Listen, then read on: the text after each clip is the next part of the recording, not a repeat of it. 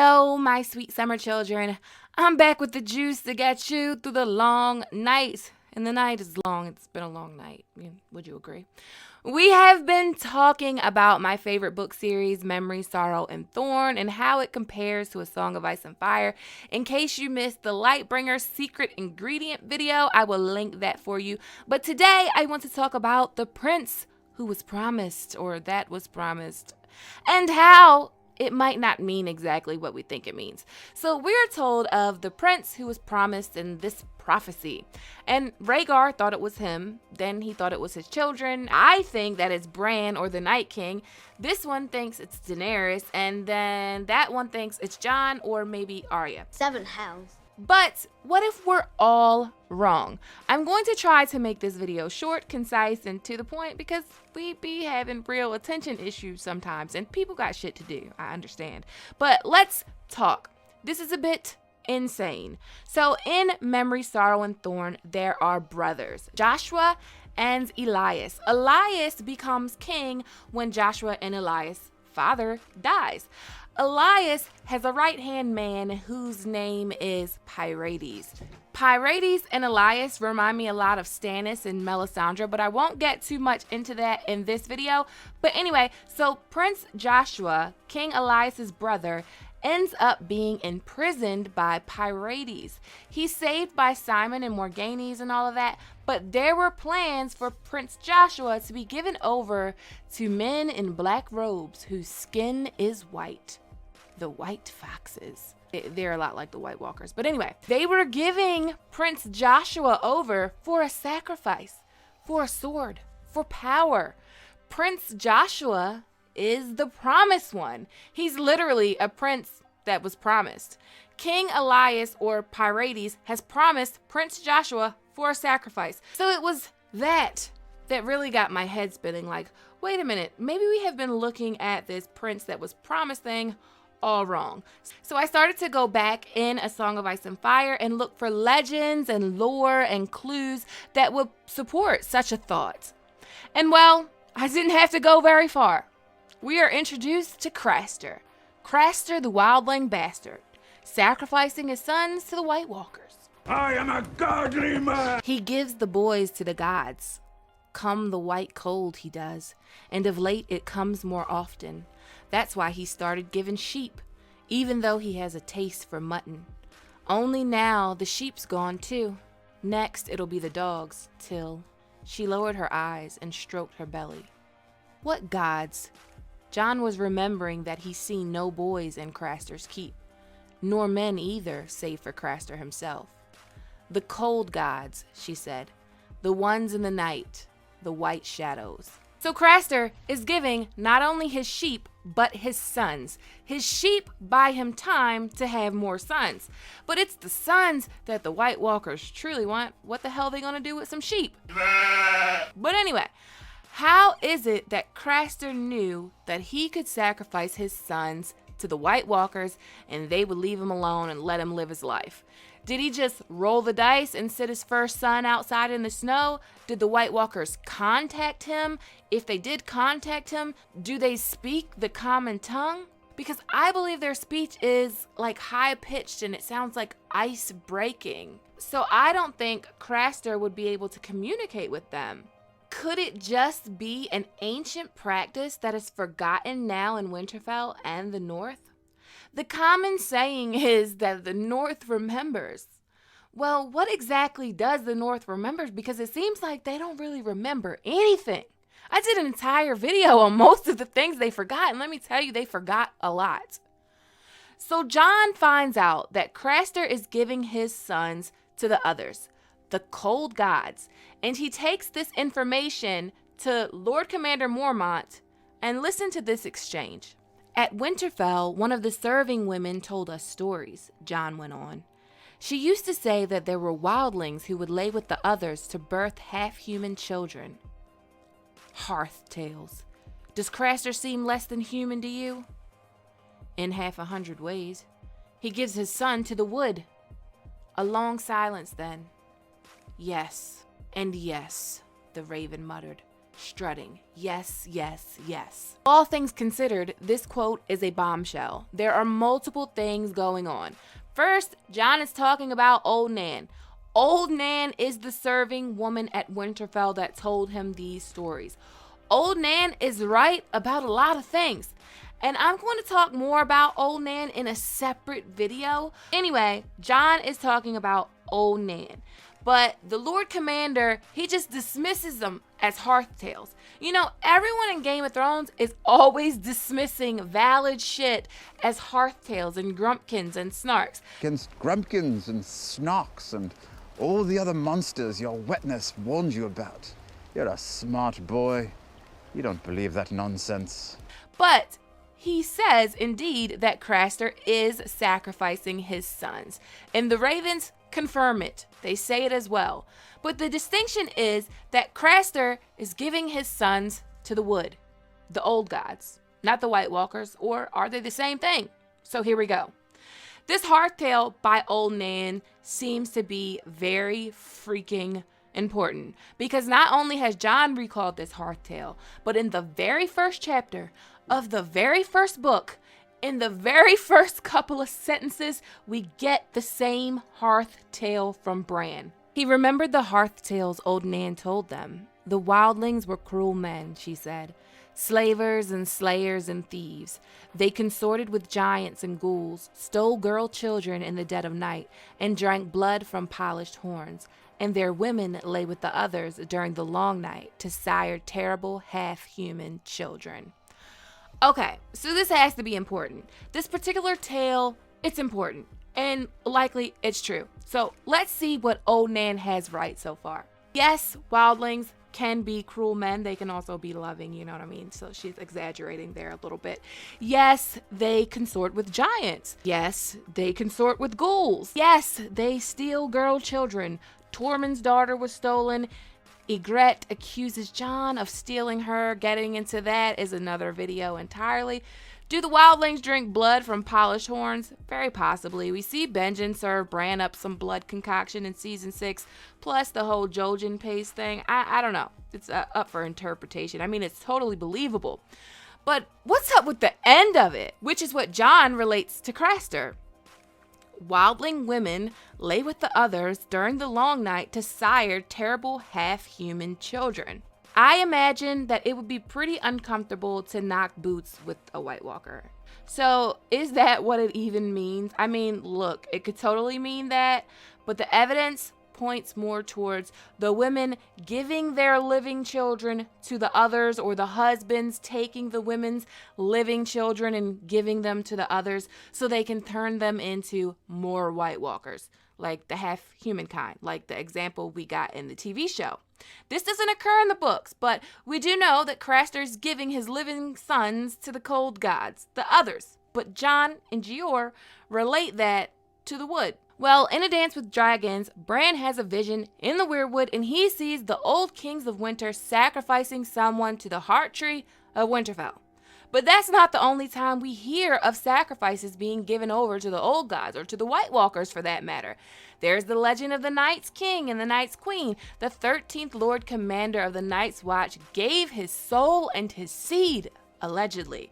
So when Winterfell heard about this, that he was sacrificing to the White Walkers, the wildlings, led by the King Beyond the Wall, and the North, led by the King of Winter and the Stark in Winterfell, threw him down. Or so the legend goes. In the World of Ice and Fire, it also says this: "Yet the first men were less learned than we are now, and credited things that their descendants today do not. Consider Maester Yorick's Wed to the Sea, being an account of the history of White Harbor from its earliest days, which recounts the practice of blood sacrifice to the old gods.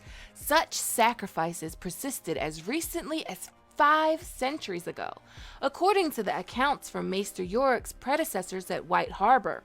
The World of Ice and Fire also says that the Skagosi still sacrifice to the Weirwoods on Skagos to this day.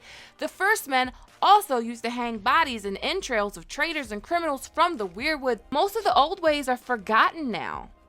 So this blood sacrifice practice seems to be very powerful and ancient.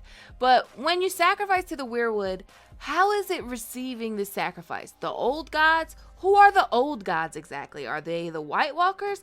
Are they the children? Who are they? Well, who do the wildlings worship? The countless tribes and clans of the free folk remain worshippers of the old gods of the first men and the children of the forest, the gods of the weirwood trees.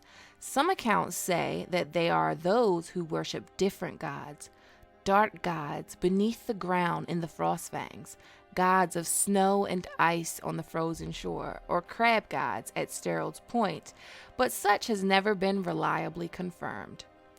Dark gods beneath the ground in the Frostfangs?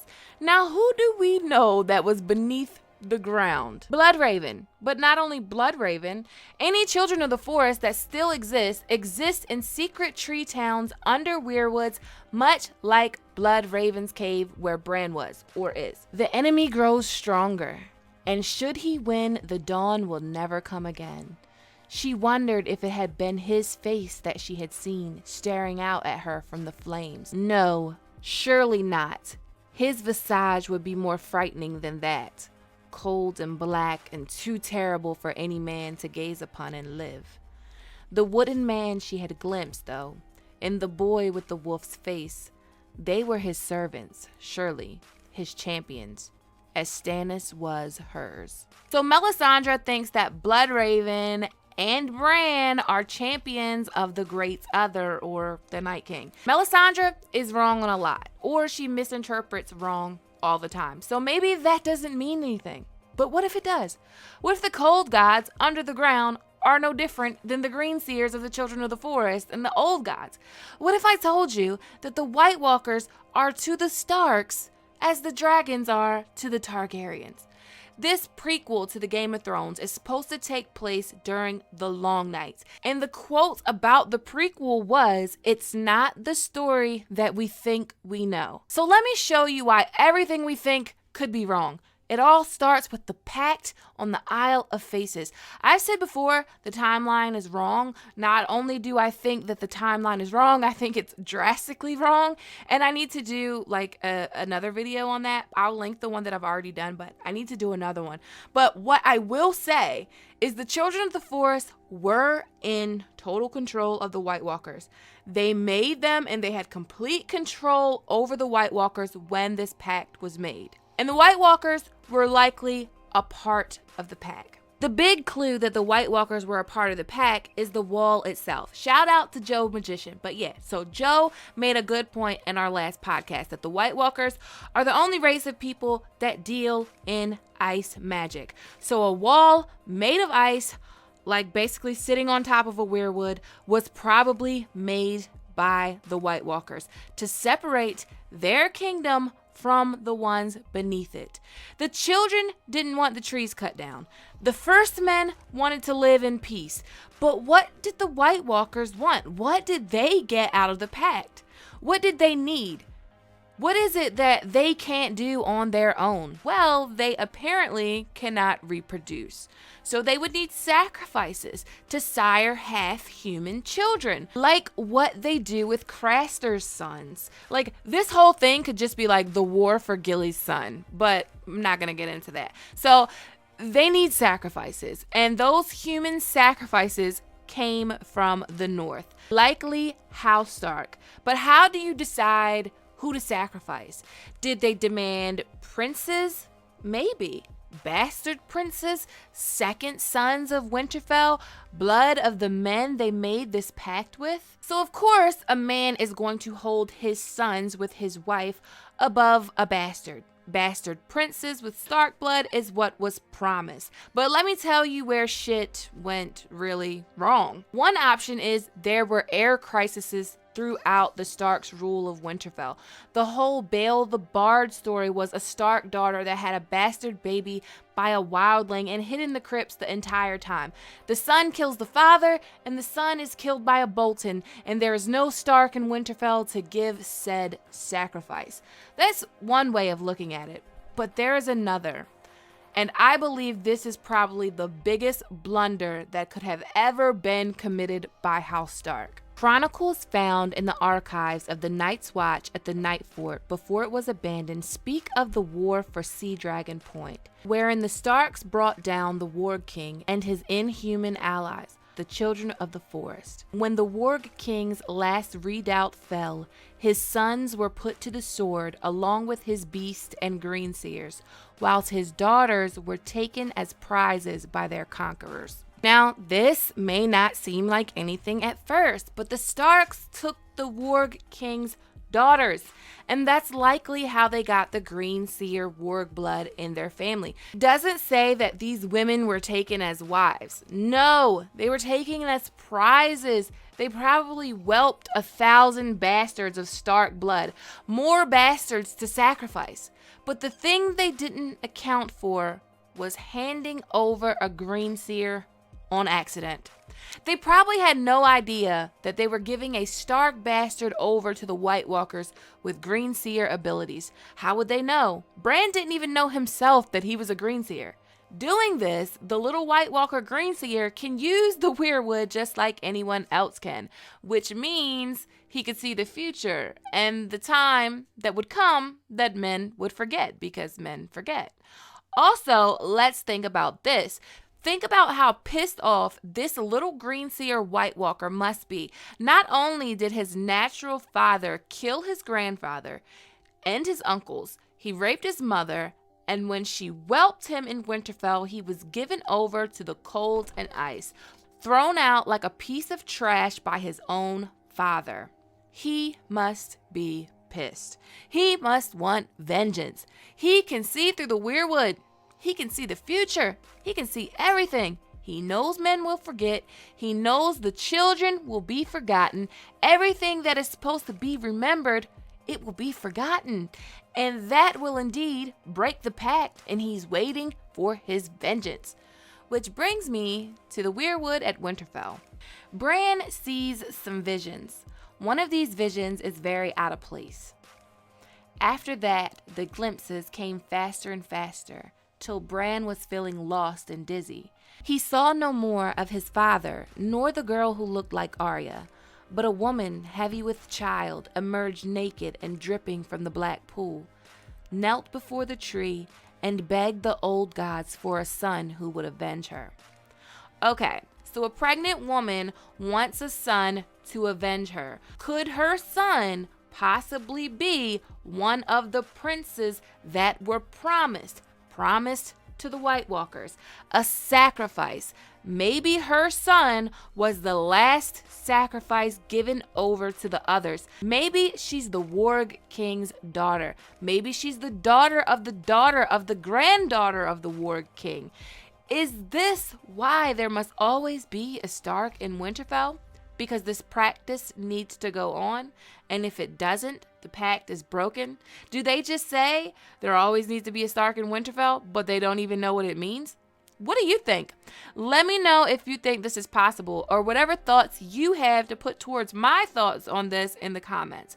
As always, thanks for watching. Thanks to everyone that supports me on Patreon. If you like this video, please give it a thumbs up. Please click that subscribe button, hit that notification bell, and join the Sweet Summer family. Okay, my sweet summer children, have a good day.